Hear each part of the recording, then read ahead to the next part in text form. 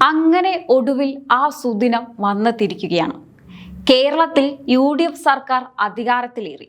മന്ത്രിമാരൊക്കെ പ്രൗഢമായി സത്യപ്രതിജ്ഞ ചെയ്ത ആ കസേരകളിൽ ഒന്നിരുന്ന് ചൂടാറുന്നതിന് മുമ്പ് ദാ വരുന്നു അടുത്ത കളി. കോൺഗ്രസ് പാർട്ടിയിൽ ഇപ്പോൾ ഭരണം കിട്ടിയ സന്തോഷത്തേക്കാൾ വലിയൊരു ഭീകര അന്തരീക്ഷമാണ് അണിയറയിൽ പുകയുന്നത്. അധികാരം കിട്ടിയതോടെ ഗ്രൂപ്പ് പോരുകളുടെയും വടംവലികളുടെയും പഴയ മുറിവുകളൊക്കെ ഉണങ്ങി എന്ന് കരുതിയെങ്കിൽ നിങ്ങൾക്ക് തെറ്റി. ആ മുറിവുകളിലെ പഴുപ്പ് മാറ്റാൻ ദാ അടുത്ത തല്ല് തുടങ്ങിക്കഴിഞ്ഞു. ഇത്തവണ കളി KPCC പ്രസിഡന്റ് കസേരയ്ക്കും യൂത്ത് കോൺഗ്രസ് അധ്യക്ഷ പദവിക്കും വേണ്ടിയാണ്. തലമൂത്ത് ഇപ്പോൾ പന്ത് നേരെ ഡൽഹിയിൽ KC വേണുഗോപാലിന്റെ ക്വാർട്ടറിൽ എത്തി നിൽക്കുകയാണ്. മുഖ്യമന്ത്രി VD സതീശൻ നേരെ ഡൽഹിക്ക് വണ്ടി കയറിയിട്ടുണ്ട്. ലക്ഷ്യം വ്യക്തമാണ്. ഭരണം കൈപ്പിടിയിൽ ഒതുക്കിയ സ്ഥിതിക്ക് ഇനി സംഘടനയും കൂടി സ്വന്തം പോക്കറ്റിലാക്കണം. ചുരുക്കം പറഞ്ഞാൽ കോൺഗ്രസിൽ വീണ്ടും ഒരു അടിയന്തര അഴിച്ചുപണിയുടെ അണിയറ നാടകങ്ങൾ അങ്ങോട്ട് മുറുകുകയാണ് സുഹൃത്തുക്കളെ. കാര്യം എന്താണെന്ന് വെച്ചാൽ, വിജയിച്ചു വന്നപ്പോൾ നേതാക്കൾക്കെല്ലാം മന്ത്രിമാരാകണം. അങ്ങനെ KPCC പ്രസിഡന്റായിരുന്ന സണ്ണി ജോസഫും വർക്കിംഗ് പ്രസിഡന്റുമാരായിരുന്ന AP അനിൽകുമാറും PC വിഷ്ണുനാഥും ഒക്കെ നേരെ പോയി സതീശൻ മന്ത്രിസഭയിൽ മന്ത്രിമാരായി കസേരയുറപ്പിച്ചു. അതോടെ KPCC നേതൃത്വം ഇപ്പോൾ പൂർണ്ണമായും ഒഴിഞ്ഞുകിടക്കുകയാണ്. അതിന്റെ കൂടെ തന്നെ യൂത്ത് കോൺഗ്രസ് സംസ്ഥാന പ്രസിഡന്റായ OJ ജനീഷിനെയും മന്ത്രിയാക്കി. മന്ത്രിസ്ഥാനം കിട്ടിയത് നന്നായി. പക്ഷെ അതോടെ സംഘടന ഭരിക്കാൻ ആളില്ലാത്ത അവസ്ഥയായി. താഴെത്തട്ടിലുള്ള അണികളാണെങ്കിൽ നേതാക്കളില്ലാതെ ഞങ്ങളെ അനാഥരാക്കരുതേ എന്ന് നിലവിളിച്ചുകൊണ്ട് തെരുവിലുണ്ട്. ഇവിടെയാണ് ഹൈക്കമാൻഡിന്റെ വക ഒരു എട്ടിന്റെ പണി വരുന്നത്. ഒരാൾക്ക് ഒരു പദവി എന്നൊരു കണ്ടുപിടുത്തം ഹൈക്കമാൻഡ് ഇത്തവണ മുന്നോട്ട് വെച്ചിട്ടുണ്ട്. അതായത് MLA-മാരോ MP-മാരോ ആയ പ്രമുഖരൊന്നും ഇനി പാർട്ടി ഭാരവാഹിത്വത്തിൽ തുടരേണ്ടതില്ലെന്ന്. ഈ ഒരൊറ്റ നിയമം നടപ്പിലാക്കിയാൽ ഇപ്പോൾ ലിസ്റ്റിലുള്ള പല വമ്മന്മാരും ഔട്ടാകും. പക്ഷേ കോൺഗ്രസിലെ നേതാക്കൾ ഇതൊന്നും കണ്ട് പിന്മാറുന്നവരല്ലല്ലോ. പദവിക്ക് വേണ്ടി ഏതറ്റം വരെയും പോകാൻ തയ്യാറായി ഡൽഹിയിൽ ക്യാമ്പ് ചെയ്യുകയാണ് പലരും. ഇപ്പോൾ പ്രധാനമായും 3 പേരാണ് ഈ KPCC അധ്യക്ഷ കസേര ലക്ഷ്യമിട്ട് ഹൈക്കമാൻഡിന് മേൽ കടുത്ത സമ്മർദ്ദം ചെലുത്തുന്നത്. അതിലൊന്നാമൻ മുതിർന്ന നേതാവ് കൊടിക്കുന്നിൽ സുരേഷാണ്. മുൻപ് പലതവണ പ്രസിഡന്റ് സ്ഥാനത്തിൽ തൊട്ടടുത്തെത്തിയിട്ടും അവസാന നിമിഷം താഴെപ്പെട്ടതിന്റെ കടുത്ത വിഷമം കൊടിക്കുന്നിലുണ്ട്. ഇത്തവണ അദ്ദേഹം ഇറക്കിയിരിക്കുന്നത് വലിയൊരു രാഷ്ട്രീയ കാർഡാണ്. കേരളത്തിലെ കോൺഗ്രസ് ചരിത്രത്തിൽ ഇതുവരെ പിന്നാക്ക ദളിത് വിഭാഗങ്ങളിൽ നിന്നുള്ള ആരും KPCC പ്രസിഡന്റ് സ്ഥാനത്ത് വന്നിട്ടില്ലെന്നും അതുകൊണ്ട് ഇത്തവണ അത് തനിക്ക് തന്നെ വേണമെന്നുമാണ് അദ്ദേഹത്തിന്റെ വാദം. ഇതിനായി അദ്ദേഹം ഡൽഹിയിൽ രാഹുൽ ഗാന്ധിയെയും മറ്റും നേരിട്ട് കണ്ട് ചർച്ചകൾ നടത്തി കഴിഞ്ഞു. എന്നാൽ കൊടിക്കുന്നിൽ സുരേഷ് അങ്ങനെ അങ്ങ് ജയിച്ച് കയറേണ്ട എന്ന് വെച്ച് മറുവശത്ത് കോൺഗ്രസിലെ A ഗ്രൂപ്പുകാർ ശക്തമായി രംഗത്തുണ്ട്. ഉമ്മൻചാണ്ടിയുടെ കാലം തൊട്ട് പാർട്ടിയെ പ്രതിസന്ധികളിൽ നയിച്ച പരിചയ സമ്പത്തുണ്ടെന്ന് കാണിച്ച് ചാലക്കുടി MP ബെന്നി അധ്യക്ഷനാകണമെന്നാണ് അവരുടെ ആവശ്യം. ഈ 2 MP-മാരും പോരുമുറുകുമ്പോൾ ഇവർ രണ്ടുപേരും MP-മാരല്ല, ഹൈക്കമാൻഡിന്റെ ഒരാൾക്ക് ഒരു പദവി നിയമപ്രകാരം ഇവർക്ക് പദവി കൊടുക്കരുത് എന്ന് പറഞ്ഞ് രമേശ് ചെന്നിത്തലയുടെ ഗ്രൂപ്പ് അടുത്ത വെടി പൊട്ടിച്ചിട്ടുണ്ട്. കടുത്ത നിലപാടുകാരനും മുൻ KPCC വക്താവുമായ ജോസഫ് വാഴക്കിനെ അധ്യക്ഷനാക്കണമെന്നാണ് ചെന്നിത്തല വിഭാഗത്തിന്റെ ആവശ്യം.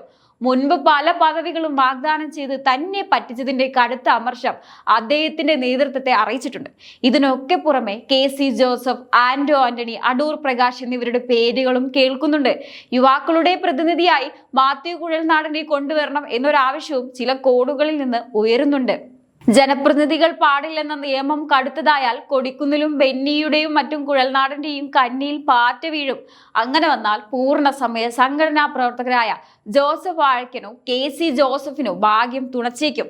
ഇതിലൊക്കെ മുഖ്യമന്ത്രി VD സതീശൻ നൽകുന്ന വ്യക്തിപരമായ നിർദ്ദേശങ്ങൾ എന്തായിരിക്കും എന്നതിനെ ആശ്രയിച്ചായിരിക്കും അന്തിമ തീരുമാനം. KPCC മാത്രമല്ല, സംസ്ഥാനത്തെ 7 DCC അധ്യക്ഷന്മാരെയും അടിയന്തരമായി മാറ്റാൻ പാർട്ടി തീരുമാനിച്ചിട്ടുണ്ട്. തിരഞ്ഞെടുപ്പിൽ മത്സരിച്ച് MLA-മാരായി മാറിയ DCC അധ്യക്ഷന്മാർക്ക് പകരം ആളുകളെ വെക്കാത്തത് കൊണ്ട് DCC ഓഫീസുകളൊക്കെ ഇപ്പോൾ നാഥനില്ലാ കളരിയായി കിടക്കുകയാണ്.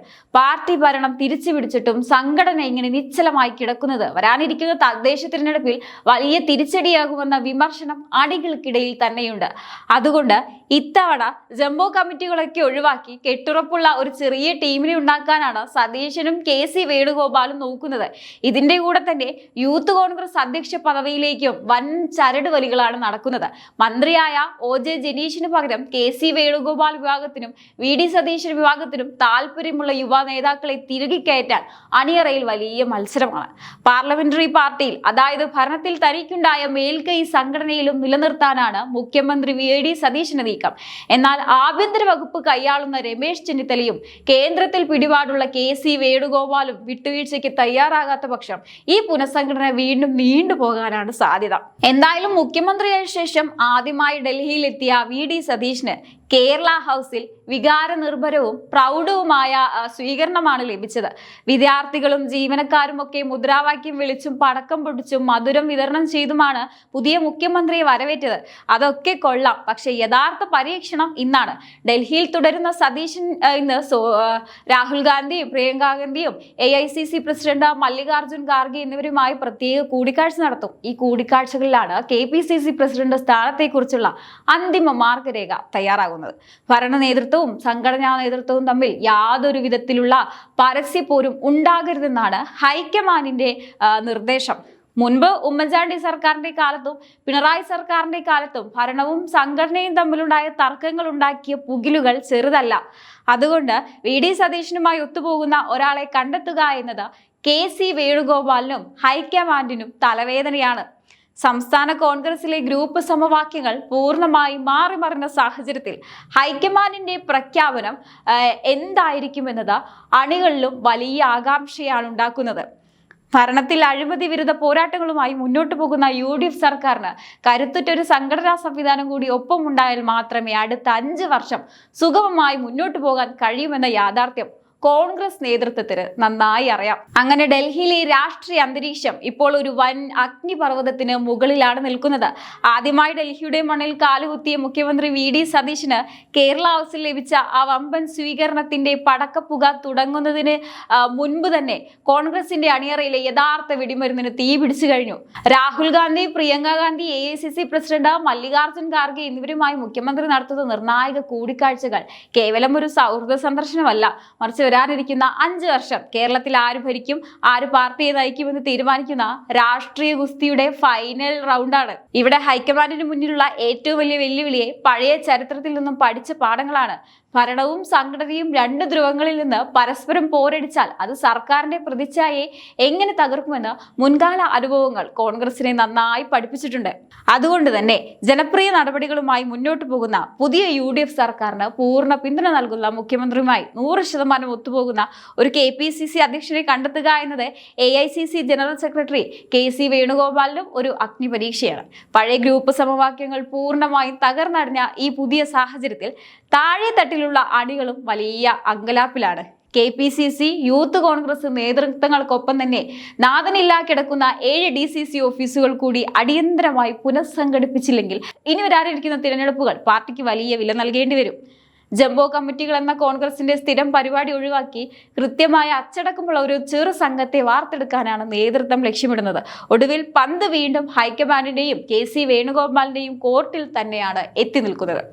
വിട്ടുവീഴ്ചകൾക്ക് തയ്യാറാകാതെ പ്രമുഖ നേതാക്കൾ ഡൽഹിയിൽ തമ്പടിക്കുമ്പോൾ വരും ദിവസങ്ങളിൽ പുറത്തു വരാനിരിക്കുന്ന ആ അന്തിമ പ്രഖ്യാപനം കേരളത്തിലെ കോൺഗ്രസിന് ഒരു പുതിയ ഊർജമാകുമോ, അതോ അടുത്ത വലിയൊരു ആഭ്യന്തര പൊട്ടിത്തെറിയുടെ തുടക്കമാകുമോ എന്ന് നമുക്ക് കാത്തിരുന്ന് തന്നെ കാണേണ്ടി വരും. എന്തായാലും കേരള രാഷ്ട്രീയം ഇനി ഡൽഹിയിൽ നിന്നുള്ള ആ ഒരൊറ്റ ഫോൺ കോളിനായി കാതോർത്തിരിക്കുകയാണ്. എന്നാൽ ഈ ഒരു വിഷയത്തെക്കുറിച്ചുള്ള നിങ്ങളുടെ അഭിപ്രായങ്ങൾ തീർച്ചയായിട്ടും കമന്റ് ബോക്സിൽ രേഖപ്പെടുത്തുക. മറ്റൊരു വിഷയമായി വീണ്ടും കാണാം. നന്ദി.